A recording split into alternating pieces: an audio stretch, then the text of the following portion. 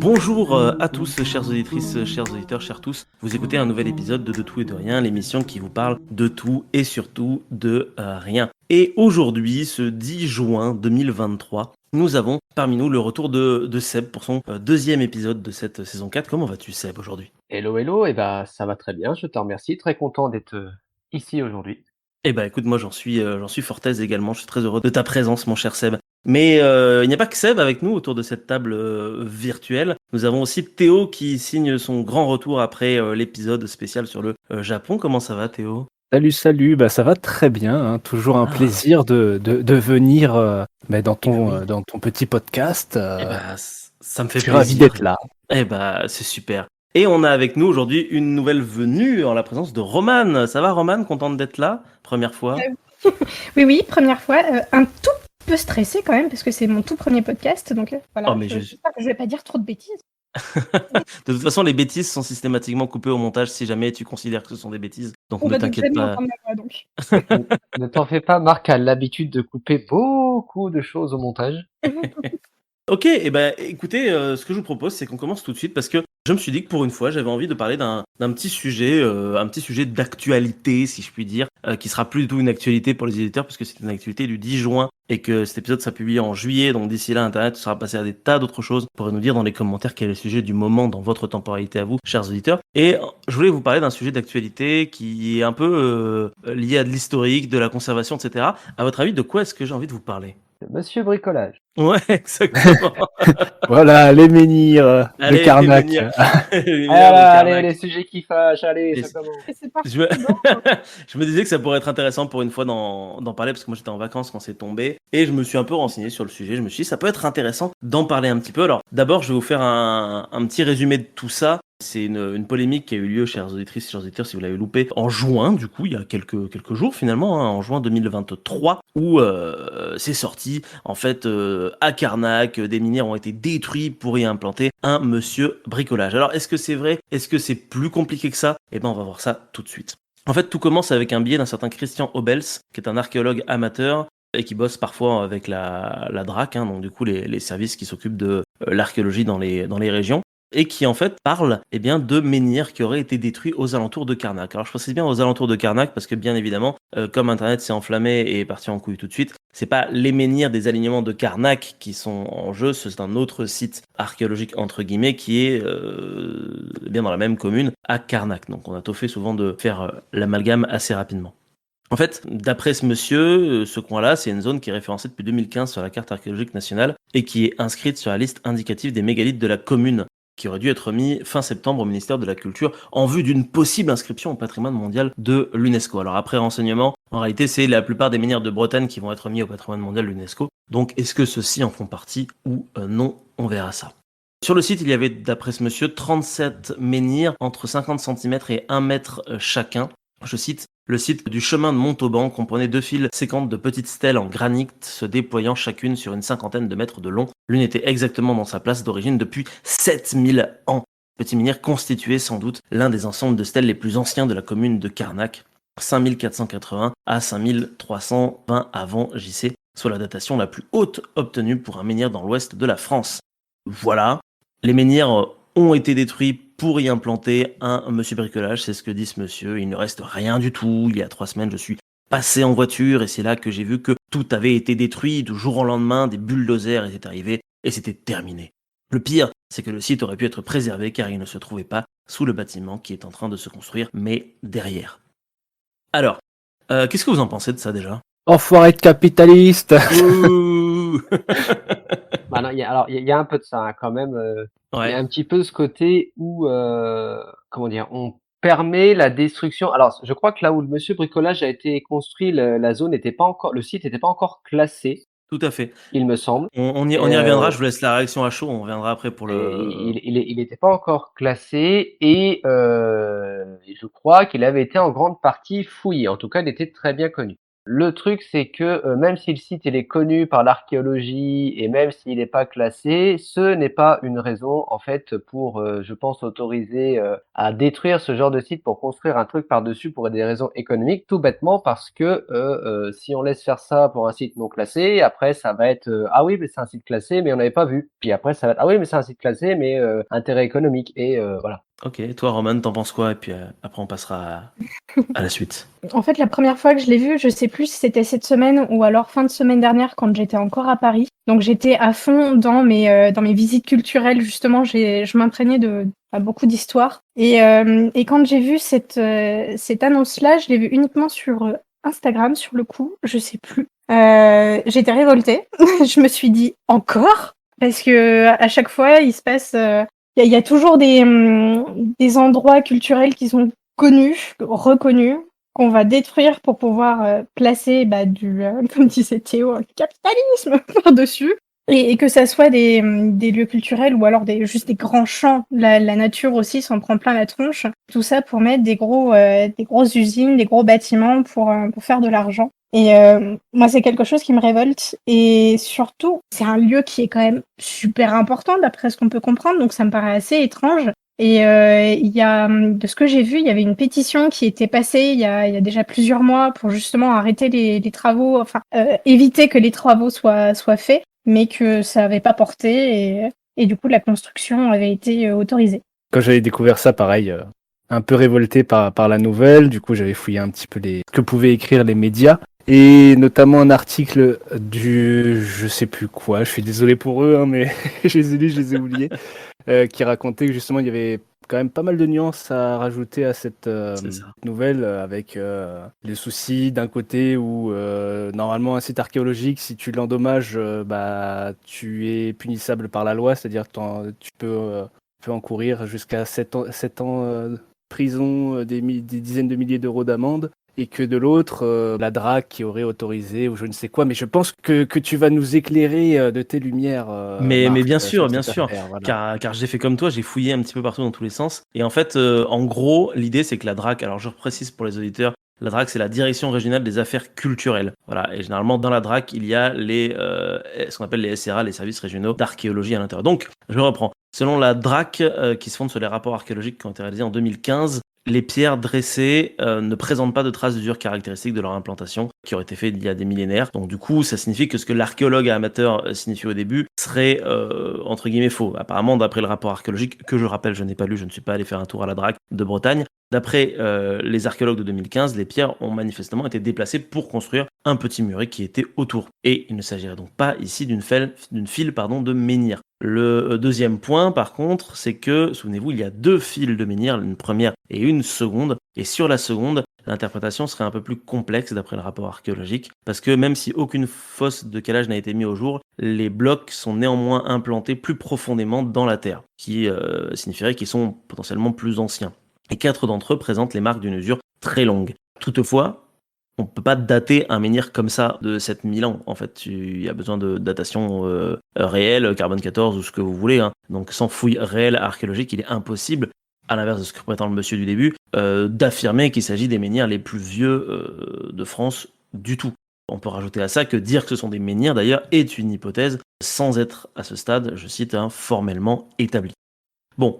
Toutefois, il y a quelques années, il y a eu une première demande de permis qui a été faite par Monsieur Bricolage dans cet environ, et ça avait été refusé en raison d'une hauteur non réglementaire et de la présence d'une zone humide, non pas forcément à cause des vestiges archéologiques qui sont autour. 8 ans plus tard, le même porteur de projet revient à la charge avec un nouveau permis de construire au même emplacement. Le maire assure que le dossier était conforme et sur un terrain privé. Il n'avait donc pas d'autre choix que de l'accepter. Alors, la question c'est, y a-t-il eu oubli de l'implantation sur un site archéologique, alors que le dit site avait été placé par la DRAC en zone de prescription dans l'ancien plan d'occupation des sols? Est-ce qu'il y a eu cafouillage? Est-ce qu'il y a eu oubli? Est-ce qu'il y a eu ci? Est-ce qu'il y a eu ça? Ou est-ce que juste tout le monde s'en fout? Parce qu'au final, c'est juste 4 menhirs, et encore, on n'est même pas sûr que ce soit des menhirs. Ça, eh bien, malheureusement, nous n'aurons potentiellement jamais vraiment la réponse. Même si la DRAC explique qu'il n'y a quand même aucun oubli. En gros, par voie de communiqué, la DRAC prévoit que la zone du projet est une zone d'activité et confirme que le terrain n'est par ailleurs pas répertorié parmi les zones de présomption archéologique. Donc en gros, il n'y a pas besoin d'avis d'archéologue pour pouvoir venir faire des monsieur bricolage. Sur ces entrefaites, sachez que le maire de Karnak a exprimé ses regrets, mais ça n'empêche pas de recevoir des menaces de mort apparemment régulièrement. Donc qu'est-ce que ça nous dit tout ça? Je sais pas vraiment, en fait, on va essayer de faire une conclusion. Ça nous dit peut-être tout simplement que l'archéologie c'est plus complexe qu'il n'y paraît, que malheureusement, comme vous l'avez dit, on vit dans un monde capitaliste où souvent on s'en bat les couilles plutôt que de vérifier et survérifier. On va construire directement un monsieur bricolage et que, peut-être que ça aurait été chouette quand même de laisser les menhirs autour juste pour pouvoir vérifier plus tard. Non, mais surtout que, enfin, il y a n'importe qui, que ça soit les promoteurs immobiliers, que ça soit la direction de Bretagne de Monsieur Bricolage, que ce soit la mairie, enfin, je veux me dire, au bout d'un moment, ils savent quand même ce qu'ils font, quoi. Donc, alors, soit en amont, tu fais un communiqué comme quoi, oui, ce Monsieur Bricolage va être parce qu'il n'y a pas eu de communiqué en amont. Or, il savait très Ouais. bien ce qu'il faisait, il savait très bien où il s'implantait et ce qu'il dégageait. Au bout d'un moment, enfin, je veux bien qu'on me dise que l'erreur est humaine, mais au bout d'un moment, l'erreur, c'est pas tout, quoi. Non, mais je veux dire, voilà. Donc soit faire un communiqué en amont pour dire bah oui effectivement ce site ça se trouve il est pas du tout archéologiquement recevable et du coup bah voilà on peut se permettre d'eux et il y a toutes les autorisations tous les machins ou soit tu pars du principe que tu sais que dans l'opinion ça va coincer et t'essayes de trouver un arrangement pour je sais pas moi décaler ton projet de 10 mètres quoi et voilà. J'en profite pour rajouter un truc que j'ai oublié de préciser, c'est que il y a une asso qui s'appelle Koenbreits, qui signifie mémoire bretonne en breton, qui a déposé plainte contre X auprès du procureur de Vannes pour destruction volontaire aggravée par la circonstance qu'elle porte sur le patrimoine archéologique. Je cite, d'après le président de l'association Yvon Olivier, l'objectif de cette plainte n'est pas de mettre en cause tel ou tel élu, mais d'éclairer le processus de décision qui a abouti à ces destructions malgré toutes les formes de protection prévues par la loi. Il s'agit de faire en sorte que de tels faits ne se reproduisent plus. Waouh. Par contre effectivement ça peut faire jurisprudence donc c'est pas plus mal. Tout à fait, ouais, c'est pas plus mal, c'est pas plus mal. Enfin, ce qui est intéressant quand même dans l'histoire, c'est que la DRAC et l'INRAP et tout ça, tous ces services liés à l'archéologie, normalement, ils sont hyper rigoureux sur les sites dont ils ont la charge. Bien sûr. Et ce qui interroge du coup, c'est que, oui, effectivement, qu'est-ce qui a pu se passer? Est-ce que l'endroit était véritablement important? Et à côté de ça, forcément, dès que les promoteurs immobiliers, ou en tout cas de chantier là, de Monsieur Bricolage, dès que eux, ils ont eu ne serait-ce qu'une trace de confirmation ou de validation de leur chantier, à mon avis, ils se sont rués sur le site, ils ont tout rasé en mode, voilà, comme ça, on nous fera pas chier, on va pas nous arrêter au milieu du chemin. Donc, ouais, il y a plusieurs sons de trompette à mon sens. Mais c'est ça, et Après, puis en voilà, plus, visiblement, en tout cas d'après les archéologues professionnels, entre guillemets, ils avaient l'air d'avoir rempli un rapport en 2015 qui disait que, en gros, on s'en battait les couilles. Ce qui peut choquer, hein, comme on peut le constater, mais ce qui finalement, dans le contexte de l'archéologie en France aujourd'hui, avec l'archéologie préventive, où au final, il y a effectivement des sacrifices qui sont faits quand c'est entre guillemets pas excessivement important aux yeux des représentants de la DRAC ou du SRA. Donc qu'on soit d'accord ou non avec ça, malheureusement, c'est un fait. Alors en fait, en plus du fait que ça soit pas plus important que ça, c'est peut-être parce que on a déjà des informations de ce genre-là sur un autre site. Donc en avoir deux, c'est pas forcément nécessaire, d'où le sacrifice qui peut être fait sur les sites même. Après, de cette époque-là, j'en sais rien du tout, mais on l'avait déjà remarqué pour la période romaine. Par exemple, on retrouve énormément d'amphores. Si sur certains sites, on retrouve les mêmes amphores qu'on a déjà en centaines, voire 200 exemplaires, c'est bon, on n'a pas besoin d'en avoir plus dans la région, ça va, c'est pas grave, on passe. Ça peut peut-être aussi être ça, on n'est peut-être pas forcément au courant de tout non plus. Et c'est vrai que dès que la DRAC fait un texte comme celui que tu as lu, j'ai envie de dire, elle nous coupe un peu la chic à tout le monde et on peut plus vraiment dire grand-chose, quoi. C'est ça. Ouais. Non, mais c'est ça. Non, puis il y a autre chose que ça soulève, c'est que du coup, alors, il faut bien qu'il y ait une institution qui ait le dernier mot là-dessus, mais du coup, ça veut dire que c'est la DRAC qui décide si oui ou non on peut bazarder un site. Et il y a même pas ce côté où est-ce que les locaux, est-ce que la municipalité, est-ce que quoi que ce soit considère que même si c'est pas archéologiquement intéressant, d'un point de vue purement patrimoine sentimental, est-ce que les gens du coin auraient pas voulu que ça reste debout? Est-ce que non, mais alors ça peut paraître très con ce que je dis Non, parce c'est que intéressant, au contraire. le droit et le sentiment vont rarement bien ensemble. Mm. Mais d'un autre côté, s'il y a, moi je ne sais pas, moi une ruine qui archéologiquement ne vaut rien du tout, que la DRAC dit ça on s'en fiche, ça peut être bazardé pour construire un Ikea parce que on s'en fout. Mais qu'à côté de ça, tu as des gens du coin, qui ont une espèce d'intérêt, intime, on va dire, pour, ce truc. Est-ce que pour autant, ça veut dire qu'il faut qu'on le dégomme? Et tu vois, moi, je Bah, pense que c'est là où les Bretons et l'association et les gens ont un peu gueulé, c'est qu'il y a un peu ce côté, bah oui, mais peut-être que nous, même si c'est pas d'époque, peut-être que nous, ça nous aurait intéressé de garder ça, tu vois? c'est Ouais, hyper intéressant ce que tu dis, parce qu'il y a pas, un monument n'a pas besoin de dater pardon, de 7000 ans pour être important, en fait, aux yeux des gens qui l'ont au quotidien autour d'eux, quoi. Donc, ça pourrait même être un arbre, un muret ou un truc auquel tu es habitué, auquel tu as vu peut-être tes enfants grandir ou que sais-je, tu as envie de le préserver et pas forcément, comme tu dis, avoir un Ikea ou un McDonald's à la Tu place, quoi. vois? Et ce que je dis, c'est pas que ça doit l'emporter sur, des décisions purement, juridiques et scientifiques et cetera. Ce que je dis, c'est que c'est quelque chose qui pourrait entrer dans le questionnement qu'on se fait de si oui ou non on construit un truc quelque part, Mm. c'est une question d'identité, ce dont tu parles. Enfin, je bah, trouve, hein. plus que de l'identité, c'est le rapport, des gens à un Mmh. espace, qui même si c'est pas archéologiquement valable, d'un point de vue patrimoine, c'est quelque chose qui leur, immatériellement, ça leur a enfin, comment dire? Ça les concerne un peu, tu vois? Bien sûr, mais parce que si ils font partie de ce village ou de cette ville et que du coup, c'est l'identité de la ville et du village, là où ils sont, et c'est ce qui les caractérise aussi. Parce que quand ils vont recevoir des gens à la maison, ils vont se dire: «Bah, viens, on va aller se promener là, tu vas voir, c'est super joli» ou Oui, bah, voilà. «Regarde cet arbre, il est magnifique», enfin voilà et en fait, ça fait partie de leur identité en tant qu'habitants de cet endroit. En plus effectivement du sentimental et tout ce qui va avec. Voilà et moi, je pense que c'est ça qui a surtout chagriné les gens, quoi Mmh. et qu'il y ait pas eu, c'est ça qui soit pris en compte, dans le traitement du truc, quoi. Après, je sais bien, encore une fois, ce côté-là et le côté, purement légal et technique, ça va rarement ensemble, hein, je sais bien, mais voilà. Oui, et puis il faut pas oublier que, peut-être pas tous les jours, mais enfin très régulièrement, enfin le patrimoine archéologique est détruit au profit de constructions récentes. Ça se passe, régulièrement à Nîmes ou à d'autres villes ou dans d'autres villes, pardon, où, ben, forcément il y a des projets immobiliers qui ont lieu. Ces projets immobiliers, ils permettent de me mettre en place des fouilles pour, prendre connaissance, du patrimoine qui se trouve à cet endroit-là, heureusement. Mais, bah, ce patrimoine, hormis les pièces les plus importantes, va être détruit après. Puisque ce qui importe, l'énorme majorité du temps, c'est des constructions récentes.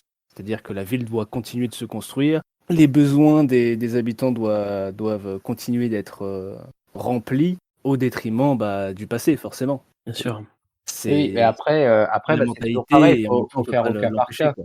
Dans une très grande ville où il y a des besoins en logement, en zone, où les gens vont trouver de l'emploi et cetera, où tu as pas forcément la place de t'étendre indéfiniment, là oui, effectivement, il y a un ordre des priorités à établir. Dans le cas du site proximité de Carnac, enfin, le site où il y a le Monsieur Bricolage, je crois que c'est pas une très grosse ville, enfin, c'est pas très, très densément peuplé. Du coup, il y avait peut-être moyen, je connais pas le coin, mais il y avait peut-être moyen de, pas forcément placer le truc à cet endroit-là. Mm. C'est ça que je veux dire, c'est qu'il y a des impératifs qu'il peut y avoir dans certains endroits, dans certaines zones, qu'il y avait peut-être pas forcément, là, en termes de Ouais, de de placement justement du monsieur bricolage. Parce qu'en soi, qu'ils construisent un monsieur bricolage, on s'en fout, si ça fait des emplois, si ça fait de l'économie, très bien, c'est pas ça le problème. La ville de Karnak a un peu plus de 4000 habitants. ah oui, c'est pas beaucoup. Non, c'est la population municipale, population de l'agglomération, on est presque à 8000. Voilà. Bah, de toute façon, OK. c'est toujours la question de, ça devient presque même une question sociétale ou de philosophie. C'est est-ce que, enfin, en fait, à partir de quel moment on protège le patrimoine en dépit aussi de la vie des gens qui vivent dans le présent même? Qu'est-ce qu'on doit préserver? Comment on doit le préserver? Comment on doit vivre autour ou non? C'est toujours une question qui est un peu compliquée. Et puis les monuments, si tu les gardes, comment est-ce que tu les intègres dans le paysage urbain? C'est quelque chose qui est vachement intéressant. Je trouve que j'ai un exemple qui me vient en tête. Alors, c'est un exemple qui est hyper classique, hein, bien sûr, mais c'est Rome. Je trouve que dans Rome, après, en tant que touriste, hein, bien sûr, je n'ai pas étudié Rome en tant que scientifique, je trouve que Rome, ça rend super bien. J'ai l'impression vraiment d'être dans plein d'époques en même temps et que les ruines s'accordent parfaitement avec l'urbanisme qui est autour. Et ça montre que d'une certaine manière, c'est possible, je trouve. Je suis Oui, d'accord. non, mais c'est ce que je voulais dire avec le cas par cas, toi, c'est Bien que sûr. effectivement, il faut trouver un équilibre entre ce qu'on veut garder et aussi le fait qu'on peut pas tout garder, bien évidemment.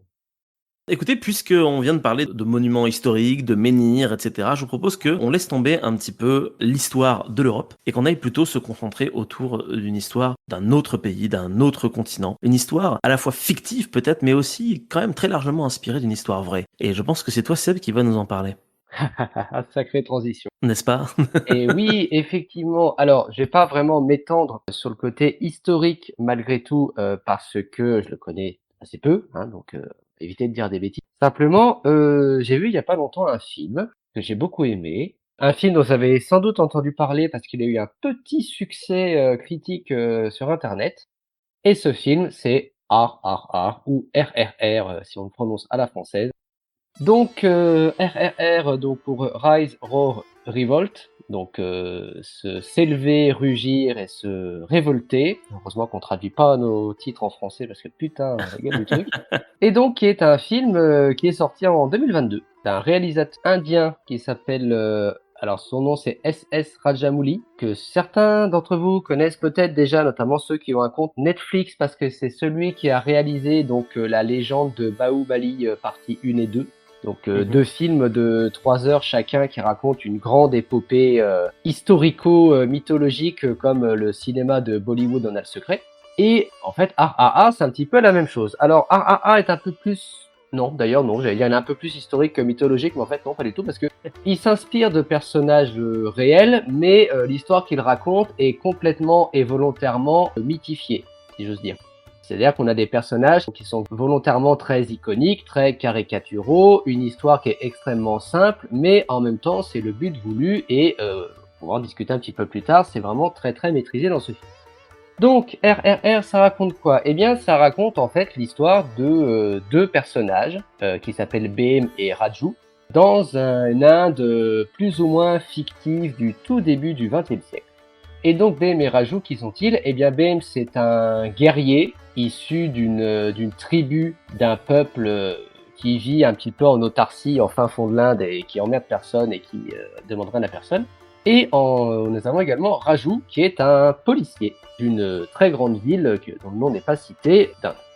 Et en fait, ce qui va mettre ces deux personnages face à face, si j'ose dire, parce qu'il y a une histoire d'amitié, de rivalité qui va naître entre ces deux personnages, eh bien, c'est tout simplement que dans le village d'où est originaire Bame, il y a une petite fille qui va être enlevée, et pas par n'importe qui, elle va être enlevée par le gouverneur britannique de la région. Et donc, Bame, le guerrier, va se lancer dans une quête pour retrouver cette jeune fille, et évidemment, de son côté, le gouverneur britannique envoie la police face à ce guerrier, et donc il se retrouve face à ce fameux Raju.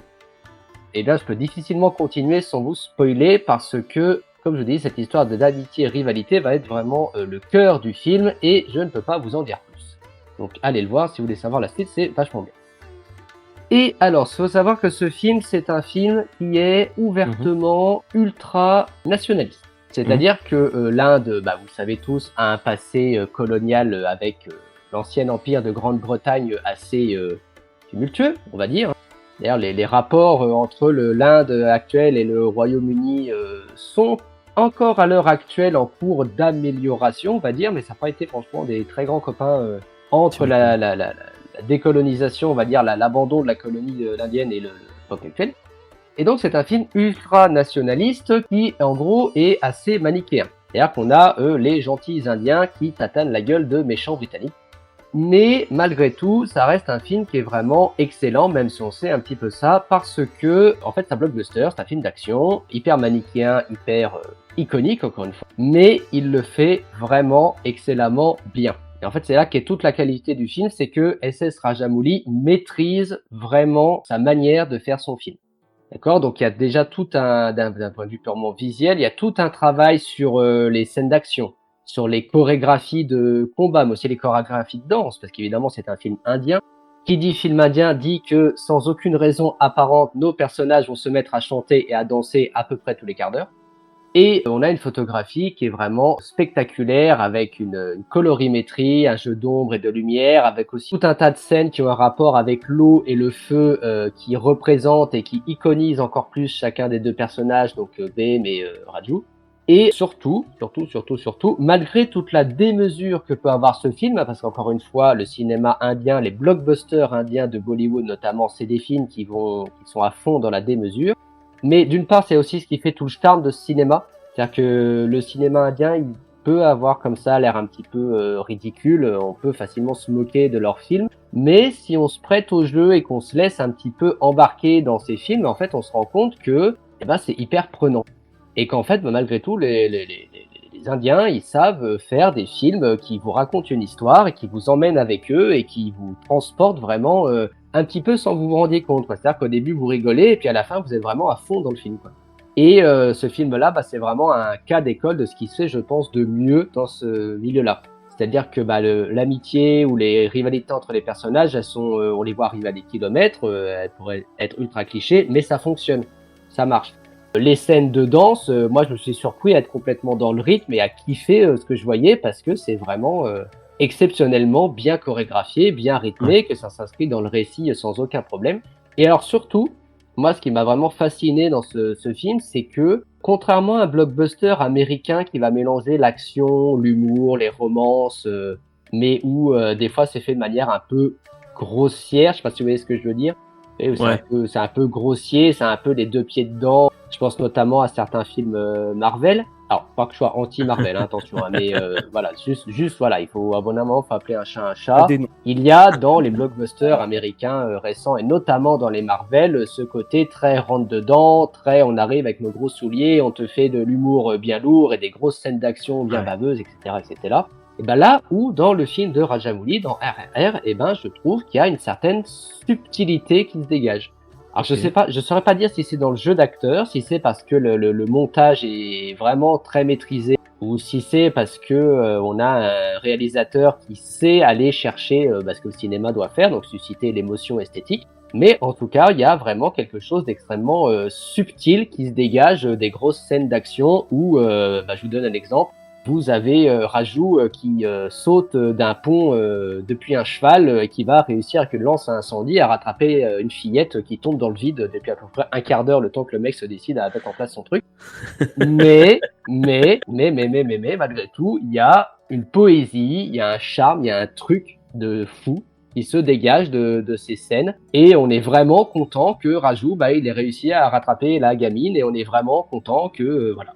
Donc voilà, donc un film qui comme ça paye pas de mine, qui je pense juste avec les descriptions vous êtes en train de me dire mais qu'est-ce que c'est que cette connerie, qu'est-ce qu'il nous raconte là, Mais c'est vraiment un film que je vous encourage à voir, alors du mieux que vous pouvez parce que hélas, 3 fois hélas, il n'est pas disponible sur le Netflix français.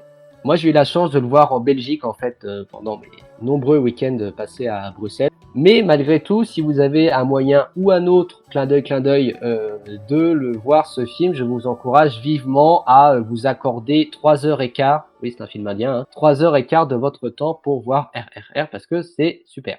Voilà. Ok, merci beaucoup Seb pour ta critique. RRR, je l'ai pas vu. Pourtant, il est pas sur Netflix, il est pas sur Netflix français.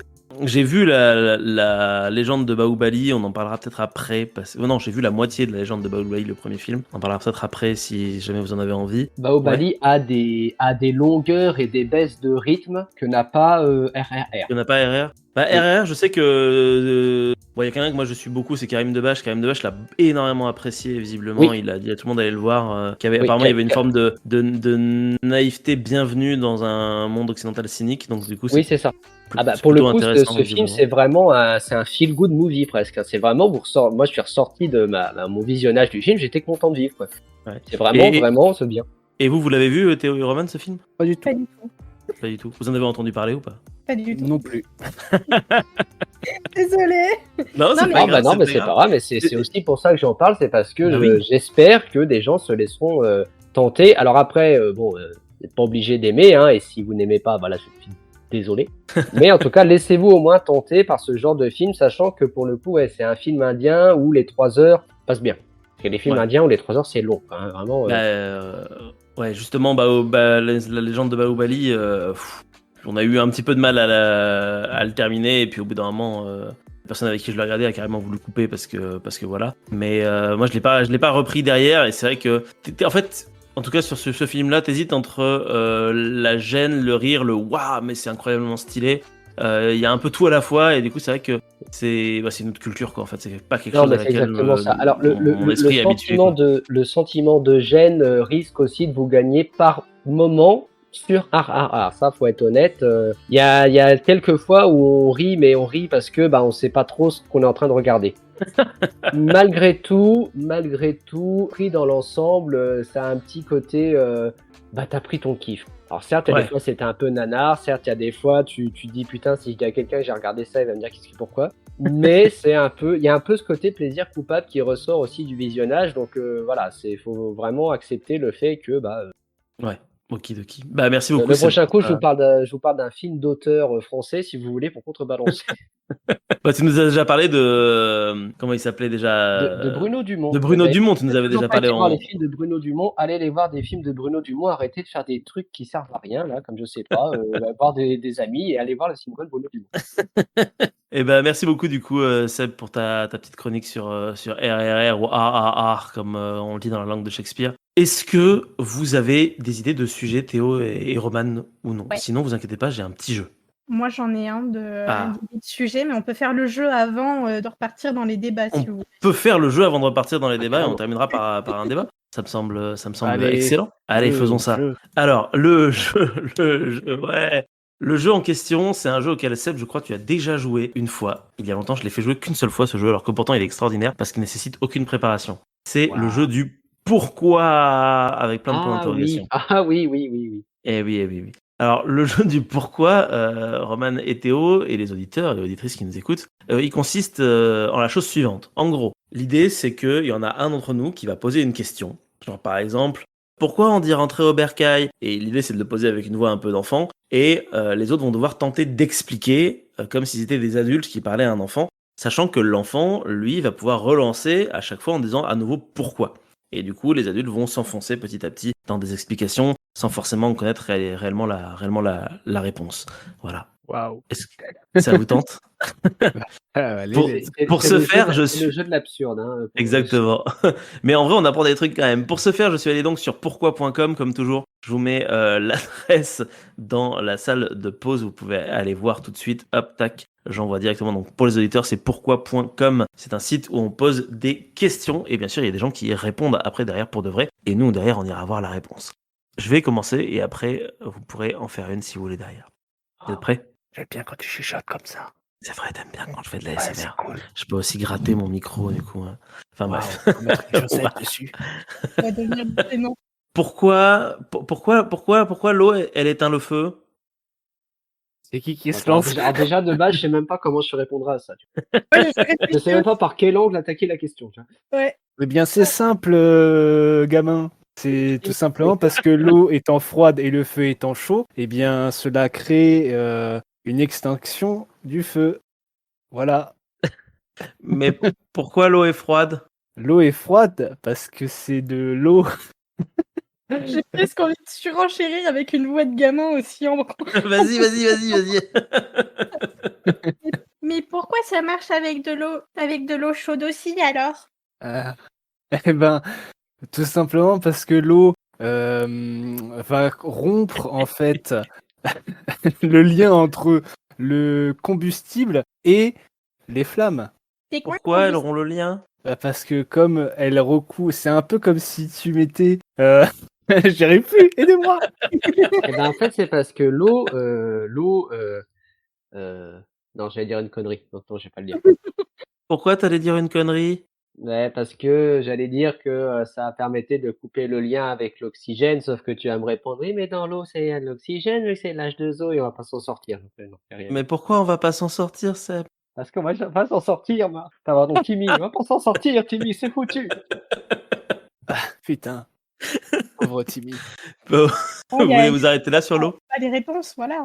Alors, ce que je peux vous dire, c'est que, en gros, sur la flamme elle-même, le moyen d'extinction le plus connu est l'eau Au contact de la chaleur, l'eau se vaporise et la vapeur d'eau crée ainsi une chasse d'air, privant le feu de comburant, élément nécessaire pour nourrir la flamme. Par ailleurs, l'eau participe au refroidissement, la vaporisation absorbe la chaleur, la montée en température de l'eau, passage d'une eau à 15 degrés à une eau à 100 degrés, consomme beaucoup plus d'énergie, pour 1 g 85 calories, soit 365 jours, mais le passage d'un état à l'autre consomme encore plus d'énergie. Pour 1 gramme, c'est 539 calories, soit 2258 jours. Ainsi, l'eau refroidit l'atmosphère, les fumées, les objets, les murs, etc., etc., empêchant ainsi l'incendie de s'étendre. Une fois le feu éteint, on continue le refroidissement de l'eau si nécessaire pour empêcher le feu de se répandre. En conclusion, l'étouffement éteint la flamme. En milieu clos, du fait de la complexité des phénomènes, c'est la combinaison de refroidissement et étouffement qui éteint l'incendie. Waouh. Putain, et Conclusion, si vous la êtes fin en de tes danger, phrases, j'ai l'impression de étouffez le regarder C'est danger. pas sorcier. J'ai fait un peu exprès de mettre un Roland, c'est pas sorcier, je dois dire. On m'aurait dit jamais. Mais je tiens à préciser que ta réponse est donc très importante avec l'arrivée de l'été. Voilà. Tout J'ai à dû fait, prendre- effectivement. Pensez, si vous écoutez cet épisode en été, à ne pas jeter des trucs dehors inflammables. Comme Mm. des cigarettes Comme Des des cigarettes, ou exactement. alors des joints de classe. Pour la Des drogue. joints. Oui, c'est de toi qu'on parle, Johan. Je ne sais pas qui est Johan, je ne connais pas Johan. Mais hein. lui, il le sait, lui, il le sait. Quelqu'un veut en faire un, du coup? On peut en faire un chacun. Moi, j'ai fait le mien. Je vous laisse aller sur ouais, j'en ai un. pourquoi.com. Allez, vas-y, Roman. Après, j'en ai pas un qui vient de pourquoi.com. Oh! Dites, pourquoi on dit branle-bas de combat? Eh bien, parce que mettre quelque chose en branle, c'est quand on s'agite. Et du coup, on s'agite, du coup, ça veut dire qu'on se dépêche pour pour se préparer au combat. Mais moi, j'avais entendu un truc avec les marins. Ah, mais c'est parce que les marins, ils utilisent des hamacs et que du coup, il faut sortir des hamacs pour aller défendre le navire. Et c'est pour ça qu'on dit branle-bas, c'est qu'on retire les hamacs. Quoi, c'est branle-bas pour dire hamac? Bah, parce que à l'époque, on disait branle pour des hamacs. Et du coup, tu rigoles? comme en fait on accrochait les hamacs à travers tout le navire, notamment la cale et tout, enfin pas la cale mais là où il y avait les canons, et que pour dormir, et que quand tu te faisais attaquer, bah, c'était bien de pas courir et de se prendre des hamacs dans tous les sens, bah, il fallait mettre les hamacs par terre. On se prenait pas les pieds dedans si on les dit tout par terre? Bah on pouvait peut-être se les prendre dedans, mais c'était mieux que de se les prendre dans la gueule, hein. Waouh. Bah, vous m'avez appris un truc aujourd'hui, à dire vrai. Hein. C'est vrai? Eh Ah moi ouais. aussi. Ouais. Vous le saviez tous les deux, ça, du coup, de base? Ouais. Oui. Oh là là, vous êtes trop forts. Non, mais on le doit à un prof à la fac qui en fait nous a expliqué qu'au XVIIe siècle, les branles, effectivement, désignaient les hamacs, donc les lits de marins dans les navires. Voilà. Et donc, quand on disait branle-bas de combat, parce qu'il fallait effectivement virer tous les hamacs, comme l'expliquait Théo, mais il y a aussi le branle-bas du matin. C'est-à-dire que vous êtes mignons, vous rangez vos lits, et puis on passe un petit coup de serpillière. Ah, c'est pour ça Bah, qu'il y a 2 combats pour le combat et du matin pour le matin. En fait, il y a différents moments où tu le fais, quoi. C'est ça. Et c'est pour ça qu'aujourd'hui, on utilise un branle-bas de combat. Branle-bas, c'est un peu un remue-ménage. C'est allez, on y va, on se dépêche et youp zoup. Ok. Bah, merci Incroyable. de l'anecdote, du coup. Avec plaisir. Alors, Théo ou Seb pour le prochain enfant? N'importe, moi j'en ai un là, mais. Eh ben, Allez, vas-y, vas-y, Seb. moi j'en ai pas là. Faut que je charge Ok. la page. Alors, ça va être un peu le même genre que celui de Roman, ça va être par rapport à une expression. Donc, pourquoi on dit passer l'arme à gauche? Oula. Bah, ça, tu vois, c'est très simple. C'est parce que, en fait, passer l'arme à gauche, ça veut dire mourir. Et comme tout le monde le sait, quand on est vivant, on est forcément droitier. Donc, quand on est mort, on devient gaucher. Mais pourquoi quand on est mort, on devient gaucher? Parce que quand on meurt, on est mis sur le côté gauche. Mais pourquoi on est mis sur le côté gauche? Parce que c'est la tradition. Mais pourquoi c'est la tradition? Parce qu'il y a des gens très très vieux, il y a très très longtemps, qui ont décidé de ça. Et nous, aujourd'hui, on continue toujours à faire pareil. Mais pourquoi on fait pareil? Bah, parce que c'est le principe d'une tradition. On perpétue quelque chose sans forcément réellement savoir pourquoi. Et la plupart des gens veulent pas forcément savoir pourquoi. C'est pour ça que toi, tu es différent. Tu cherches à trouver la vérité, la vraie. C'est beau, Seb. Alors, j'ai hésité à dire pourquoi je suis différent, mais ça va aller trop loin. Mais pourquoi je cherche pas à savoir pourquoi? Pourquoi les gens cherchent pas à savoir pourquoi? Oui. Ah, bah parce que tu sais, la plupart des gens, ils s'en fichent de savoir les raisons du pourquoi et du comment. Ils préfèrent vivre leur vie bien, sans se poser de questions, avancer dans la vie et se dire « Oh bah on a toujours fait comme ça, alors pourquoi on ferait autrement ?» Blablabla. Tu vois, tout ce genre de choses, par exemple. D'accord. Mais du coup, pourquoi est-ce qu'on passe l'arme à gauche et pourquoi on passe pas une chaise à gauche? Ah, très très bonne question. Tu vois, tout simplement parce qu'avant, les gens, ils étaient très violents. Ils avaient tous des armes avec eux. Et donc, du coup, c'est pour cette raison que quand ils étaient armés, on leur mettait leurs armes sur le côté gauche pour éviter que quand ils se réveilleraient pour le jugement dernier, ils viennent pour tuer l'humanité. Je vais peut-être trop What? loin. Et pourquoi est-ce que le jugement dernier, il se réveillerait pour tuer l'humanité? Parce que Dieu l'a voulu comme ça, Sam. Pourquoi Dieu l'a voulu comme ça? Parce que il est la réponse à tes questions. Et pourquoi il est la réponse à mes questions? Je crois qu'il faut pas que j'ai d'enfants. Pourquoi faut pas que t'aies d'enfants? Parce que je ne sais pas te répondre, Sam. Pourquoi tu sais pas me répondre? Mais tu dois bien t'en rendre compte par toi-même, je pense. Ouais, bon, c'est chiant.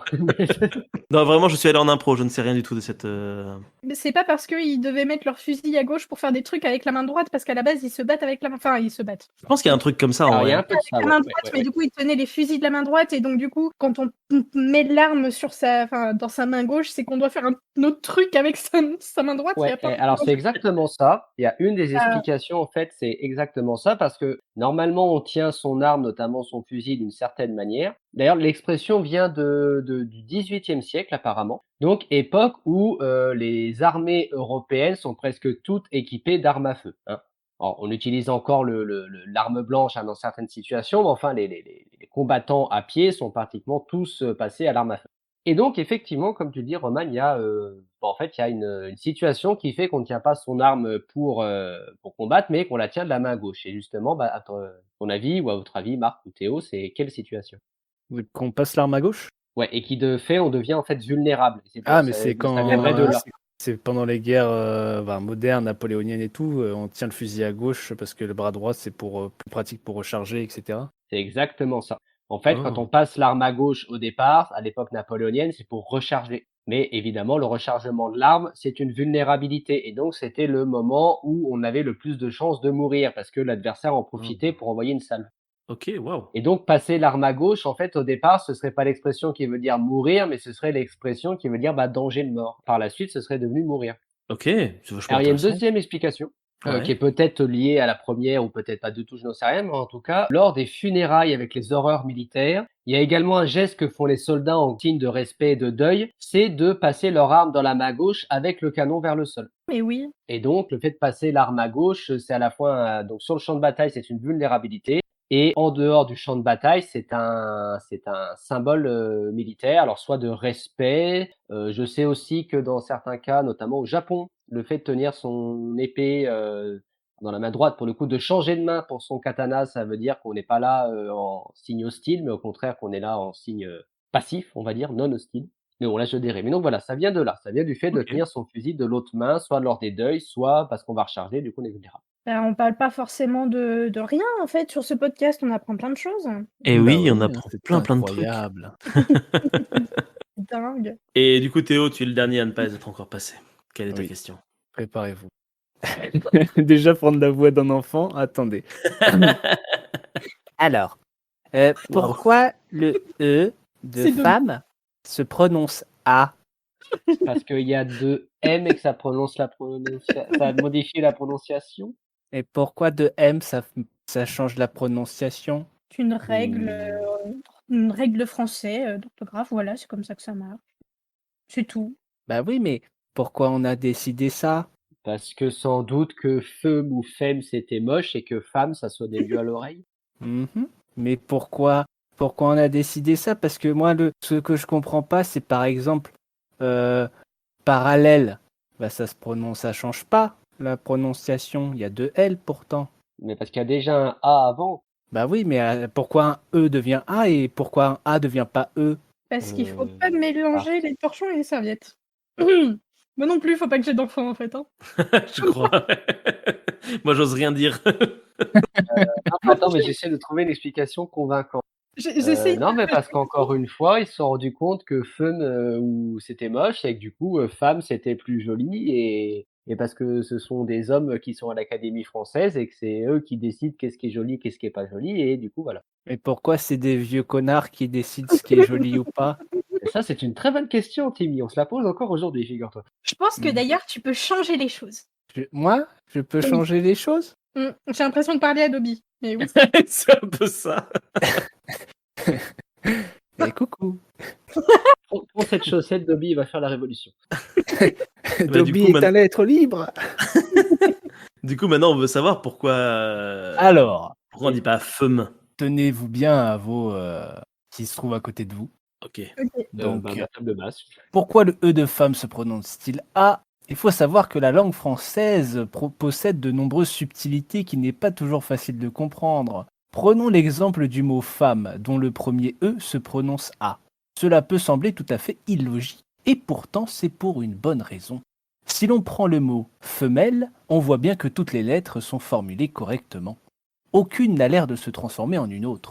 Et pourtant, notre prononciation de femme n'est pas mauvaise, ou plutôt, elle l'était au tout début, mais cela s'est finalement banalisé. En effet, à l'origine, il nous fallait prononcer ce terme comme il était écrit. Cependant, la langue a évolué, il n'était pas du tout évident de le dire correctement en respectant toutes les lettres. Je vous laisse essayer de dire femme, c'est pas ouf. Femme, Fum. ouais, c'est un peu chaud. Femme, c'est pas ouf. Du coup, le langage populaire l'a donc déformé au fur et à mesure des années afin de le rendre plus aisé à formuler. Le son s'est ainsi transformé, sa prononciation est devenue celle que nous connaissons désormais. C'est pourquoi le E de femme se prononce A. Donc j'étais Ok. pas loin, hein. J'étais pas loin. C'était pas loin, ouais. Ouais. Putain, on en aura appris des trucs aujourd'hui, effectivement. Incroyable. Merci pourquoi.com. Merci, pourquoi.com. C'est sponsorisé. Tu peux le faire avec la voix de Dobby. Mais je sais juste dire coucou avec Dobby. Attends. Oh. Coucou. Et encore, ça marche pas au micro. Ouais, T'as c'est vu, vrai, en vrai, on s'y croit. On s'y croit, ouais. Moi, on fait un podcast avec Dobby aujourd'hui. C'est... Invité de là. Et donc, du coup, Roman, tu vas clôturer cet épisode, à moins que Théo ait autre chose, aussi quelque chose à dire Ah, après. moi j'ai Mais... un petit truc à dire, mais un petit truc. Eh ben, on terminera par toi, Théo, alors ça Ah marche. bah super, allez. Allez, et bah vas-y, Roman, on t'écoute. Eh bien, moi, j'aimerais vous parler, ou du moins vous poser la question sur ces fameux blockbusters des expositions. Alors oui, on va parler histoire de l'art et culturel, mais pas que, aussi politique et argent. Sinon, bah, c'est pas drôle. Je veux vous parler de l'exposition Mucha au Grand Palais Immersif de Paris, ainsi que la fameuse et grande exposition de Ramsès à la Villette, à Paris aussi. Oui, parce que comme vous l'aurez compris, j'étais à Paris la semaine dernière, du coup, je m'en suis légèrement imprégnée. Voilà. Alors, est-ce que vous avez déjà entendu parler de ces grandes expositions? On a des grands noms où vous sentez que l'entrée dans ce palais immersif ou dans la Villette, ça va être très très cher pour votre porte-monnaie et vous vous dites oh, mon Dieu, j'espère qu'il y a des tarifs réduits. Bien oui, ne vous en faites pas, il y en a. Mais pour le grand palais immersif, pour la fameuse exposition Mucha, vous devrez payer pour un tarif réduit 14 €. Et en tarif plein, je crois que c'est 18 ou 19, un truc dans le genre. Pour la Villette, tenez-vous bien, on est entre 25 et 32 € l'entrée. Ouais, tout ça pour Et Ramsès. Et autant vous dire, excuse-moi, vas-y. J'allais dire, il n'y a pas la gratuité pour la carte de guide conférencier. Alors, à vérifier. À vérifier, parce que je suis même pas sûre. Ouais, ça m'étonnerait Je pas. crois que quand j'ai vu les tarifs réduits, c'était surtout pour les enfants, les moins de 18 ans et les étudiants. Après, tout dépend de l'expo aussi.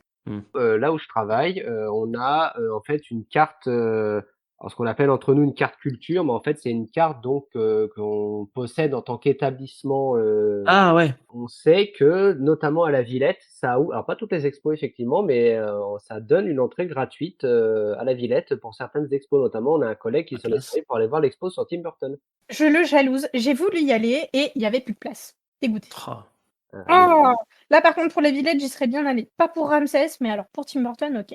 Non pas que j'aime pas Ramsès, hein, au contraire, grand respect à lui, j'ai pas envie d'être maudite. C'est juste qu'il y a gros problème avec l'exposition et c'est là où je voulais en venir. C'est que qu'est-ce que vous pensez de l'utilisation de ces grands noms pour faire du chiffre d'affaires? Parce que après, je peux vous détailler un petit peu ce que j'ai vu au Grand Palais Immersif sur l'exposition Mucha. Déjà, est-ce que Mucha, ça vous parle? Alors pas du tout. Moi, juste pour répondre à ta première question, de manière rapide et efficace, c'est de la merde. Pas l'exposition, hein, le fait de faire du blé dessus. Caradoc. Mais et sinon Mucha, non. Alors je connais de nom, mais alors de très très loin. Donc si tu pouvais éclairer notre lanterne. C'est un artiste art déco, c'est ça, non? Un truc comme ça? Exactement, ouais. Art déco, on est dans l'art nouveau. Mucha est un artiste qui a pas mal de tableaux.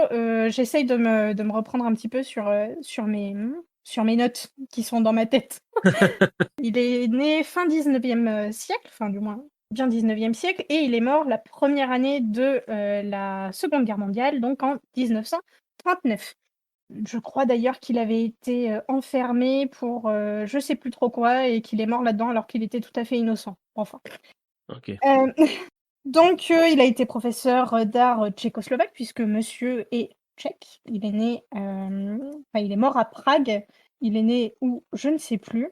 Mais vous le connaissez sans doute si vous regardez sur internet Mucha, les affiches d'art nouveau qu'il a pu réaliser, notamment de Sarah Bernhardt, puisque sa notoriété a véritablement commencé en illustrant Sarah Bernhardt pour une de ses pièces de théâtre. Enfin, elle en tant qu'actrice. Sarah Bernhardt, d'ailleurs, il a une super expo, là vraiment une super expo au Petit Palais à Paris.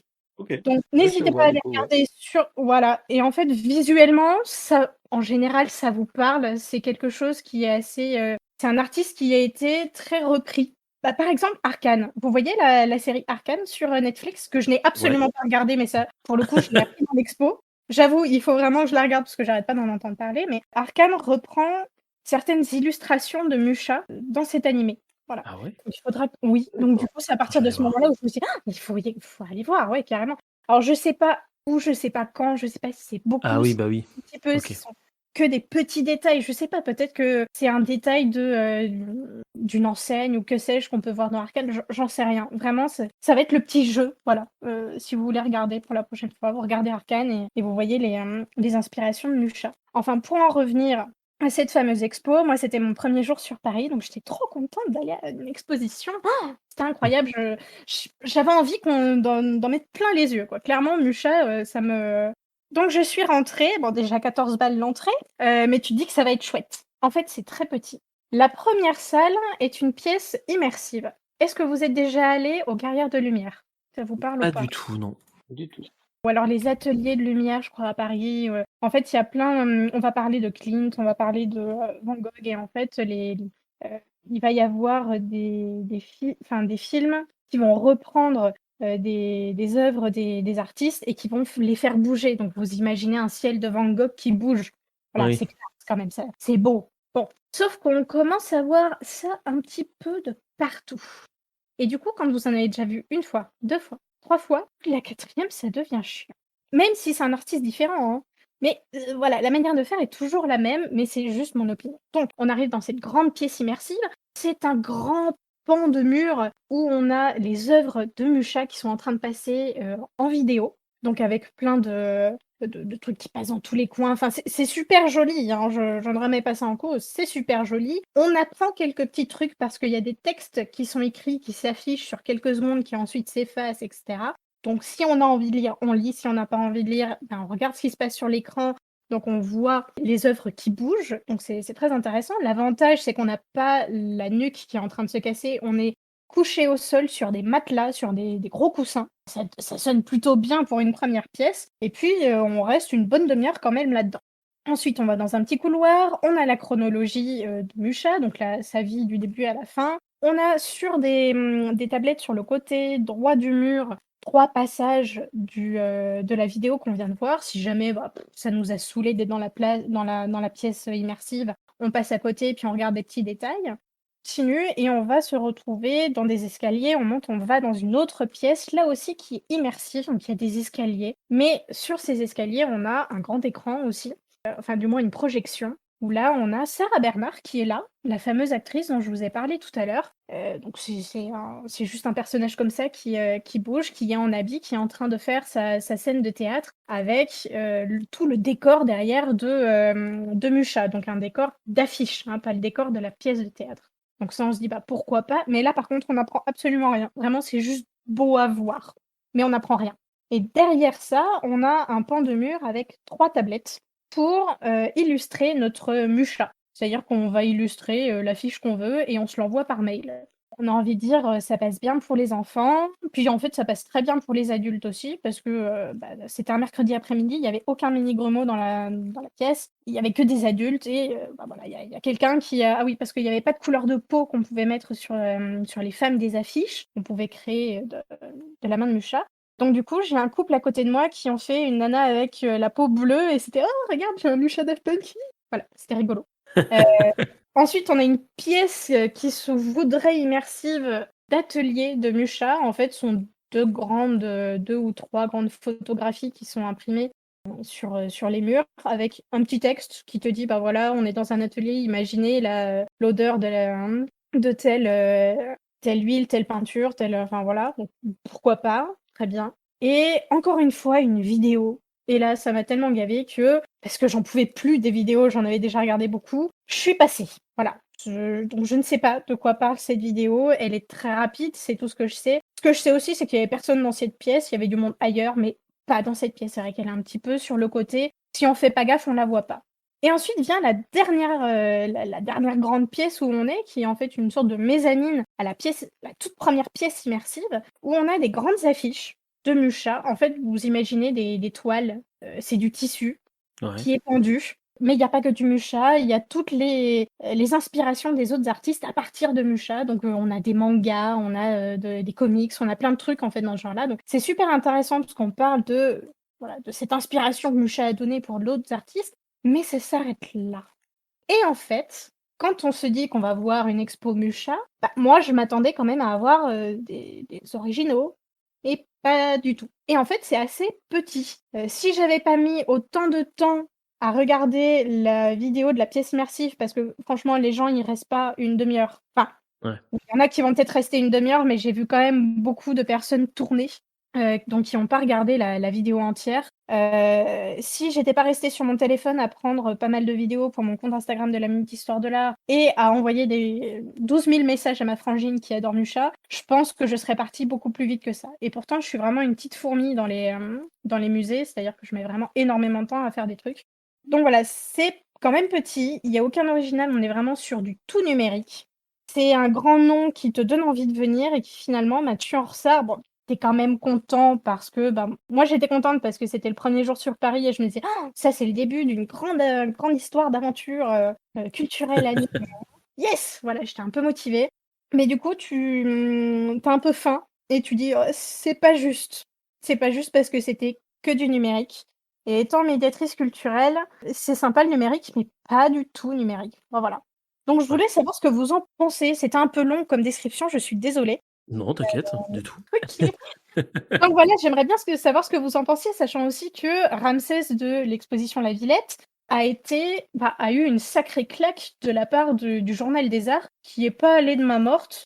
Mais en même temps, bon, d'après ce que j'ai pu comprendre, la muséographie est catastrophique, les gens se bousculent, tu peux pas voir grand-chose en fait, et tu dois te dépêcher parce que sinon tu as beaucoup d'arrivées de personnes, donc tu dois consommer ta culture et non pas profiter en tant que visiteur, mais plutôt être un touriste aguerri. 10 minutes de chrono et c'est parti. Bon, il y aurait tout un sujet à faire, hein, sur les prix, pratiqués et sur le côté un petit peu effectivement, consumériste, fast-food de l'expo, Ramsès II. Non, juste sur Musha, de ce que tu as l'air de t'en dire, alors à la fois ça a l'air d'être vraiment très, sympa comme expo sur tous les dispositifs qui sont mis en place et en même temps, moi le fait qu'il y ait pas d'originaux, je trouve ça vraiment, vraiment, vraiment, vraiment dommage. Je suis d'accord. Je partage ton avis parce que tu t'attends à avoir au moins le trait, le crayon de Musha, te dire, bah voilà, il y a l'atelier d'artiste, peut-être qu'il y a ses crayons, peut-être qu'il y a ses peintures. Bah non, il y a rien, tu peux vraiment rien te mettre sous la dent, c'est que du numérique et tu te prends que des pixels. C'est Non, dommage. c'est ça. Et alors, autant je suis pas contre le numérique dans les expos, hein, nous-mêmes où je travaille, on en utilise pas mal. Ouais, mais il y a un certain pourcentage à avoir, hein. Voilà, il y a un pourcentage et surtout, moi, un musée ou une exposition qui aurait la possibilité d'avoir des originaux et qui ne les montre pas et qui se repose que sur les dispositifs interactifs, je trouve ça, j'irais peut-être pas jusqu'à dire contre-productif, mais je trouve ça vraiment, bah, c'est vraiment se couper de l'intérêt aussi enfin, tu comprends ce que je veux dire, quoi. C'est vraiment se Mmh. couper d'une bonne part de ce qui fait l'intérêt d'aller voir une expo, quoi. Ouais. Donc là, autant faire une expo interactive sur un site internet. Oui, c'est ça. Au final, à quoi ça sert finalement d'aller voir quelque chose qui te montre pas une forme de véracité que tu aurais voulu voir, quoi, d'une certaine manière.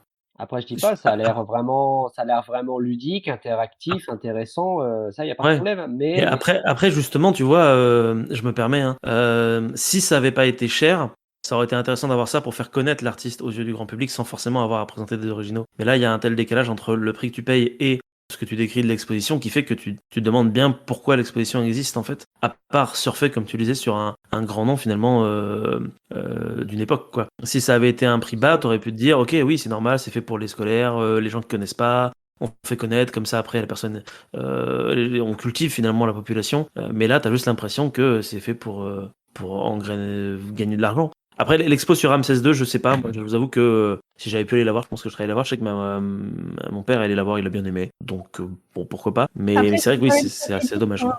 Je suis quand même très critique. Chaque fois que je vais dans une expo, je vais regarder la muséographie, je vais regarder la médiation écrite, la médiation possiblement orale aussi. Je vais être assez dans mon pro puisque je suis médiatrice culturelle. Voilà, je suis peut-être pas hyper objective non plus, hein, Non, bien sûr. mais Mais c'est important quand même. ouais, voilà.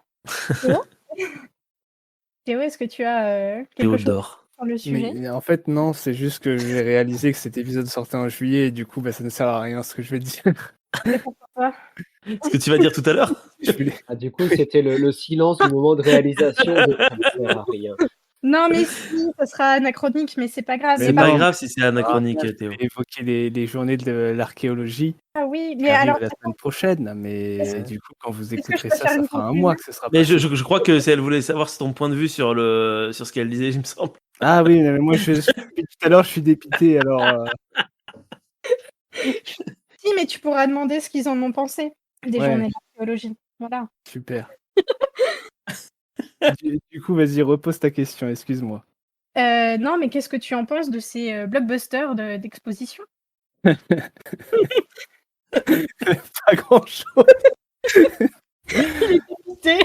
Pas le mot de la fin, pas grand-chose, voilà. Pas grand-chose. Tu Bon, n'as bah, pas d'avis sur la question. alors, je vais conclure là-dessus avec les paroles de. Alors, il s'appelle Frédéric Didier, qui est l'architecte en chef des monuments historiques, ainsi que les paroles de Marie-Christine Labourdette, qui est la directrice du château de Fontainebleau, que j'ai rencontrée en fait la semaine dernière au Festival d'Histoire de l'Art à Fontainebleau. C'était très intéressant. Il y a eu un petit débat en fait entre eux, enfin, c'était plus une table ronde, sur justement le sujet de visiteurs ou tourisme. Parce que, en fait, ces expositions-là, ces blockbusters d'exposition, ça te remet un petit peu en place pour savoir si tu visites vraiment un lieu, si tu en fais ce que tu en veux, ou si tu es un touriste en disant bah, j'ai fait ce lieu-là et c'est bon, j'y retournerai pas parce que je l'ai coché sur ma liste. Hmm.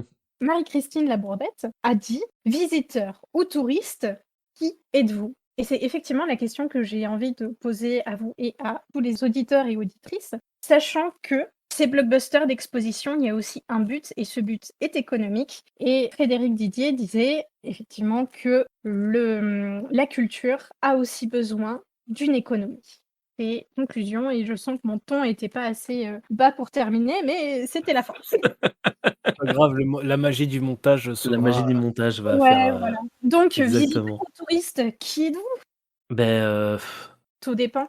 ça dépend. Honnêtement, c'est vrai que quand je vais dans un endroit, j'aime bien me dire, ok, je vais faire ça, ça, ça et ça et ça. Et je pense que je dois avoir un côté de touriste, de consommation de culture. Après, quand je visite un lieu que j'aime vraiment bien, j'ai envie de le faire bien, quoi. Mm. Ça va dépendre, je pense, de mon état d'esprit du moment. Ah, ça dépend de ça dépend du temps qu'on a aussi, hein. C'est ça. Exactement. Souvent, on fait les gros touristes, mais parce que comme les 3/4 des gens, on essaye d'optimiser, le temps qu'on passe quelque part et du coup, on C'est va ça. souvent aller voir, ce qui attire le plus de monde, ce qui est le plus voilà.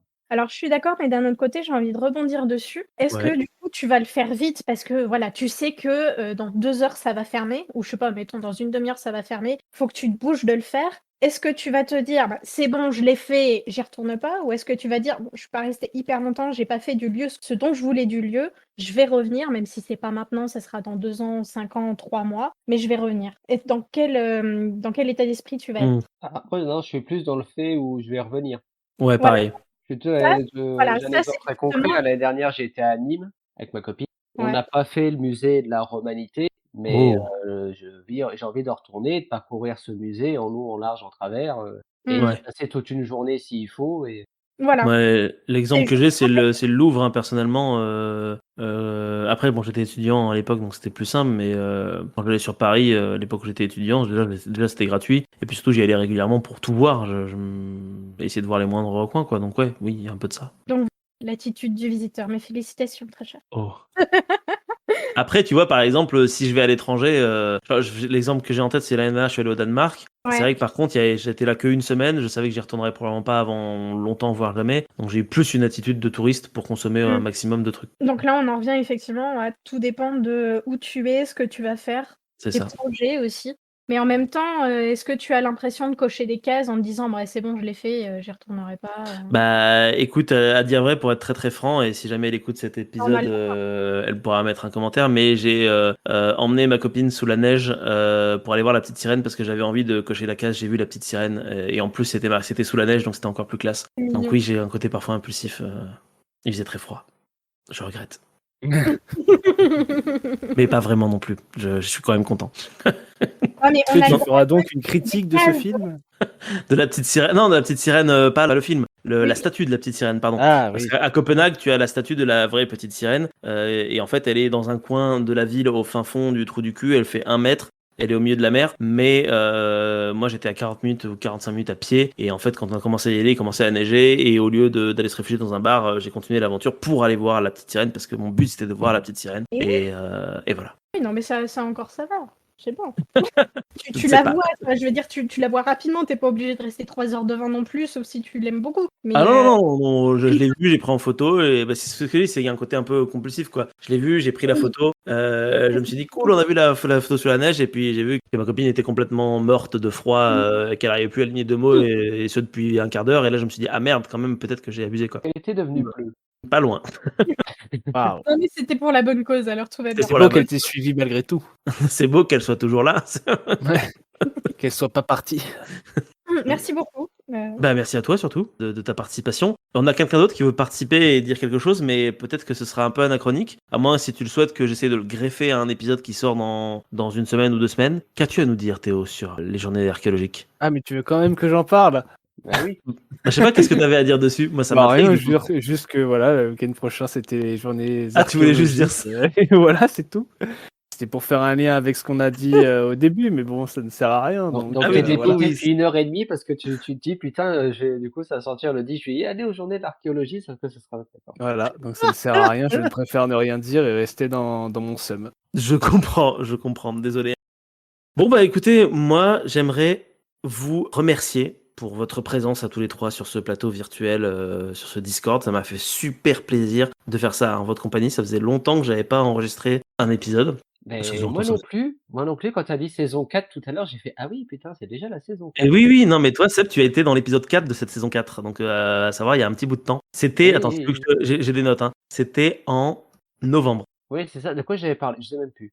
de BD. Il est sorti déjà l'épisode d'ailleurs. Tu peux aller Ah t'écouter si tu veux. oui, c'était avec Mika et on avait Avec parlé de Mika. BD, oui, exact. Exactement, tout à fait. Et je précise, j'en profite pour faire sa pub, c'est l'épisode 4, le premier épisode monté par le nouveau monteur de l'émission, à savoir Clément Franck. On le salue bien au passage. Je ne sais pas si c'est lui On qui lui fait un montera cet bisou. épisode. On lui fait un gros bisou, des gros bisous partout. Merci Clément. Merci pour tout ce que tu fais pour cette émission.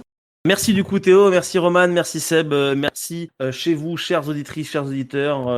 N'hésitez Merci pas à la vie. commenter. Merci la vie, on la chante, on la danse. N'hésitez pas à commenter, partager, mettre un pouce bleu, faire blablabla, tout ça. Et en tout cas, on vous dit à la semaine prochaine pour un nouvel épisode. Et cette fois-ci, normalement, j'en suis sûr, la semaine prochaine, vous serez en compagnie de moi-même, hein, bien évidemment, mais aussi de ce bon vieux Raphaël qui sera de retour, mais surtout d'un gros retour. Vous l'avez pas vu depuis l'épisode 3 de la saison 4 qui a été tourné en octobre. Je veux parler bien sûr de Jules qui fera son grand retour. En tout cas, on vous dit à la semaine prochaine. Ciao et des bisous. Et Et ben nickel.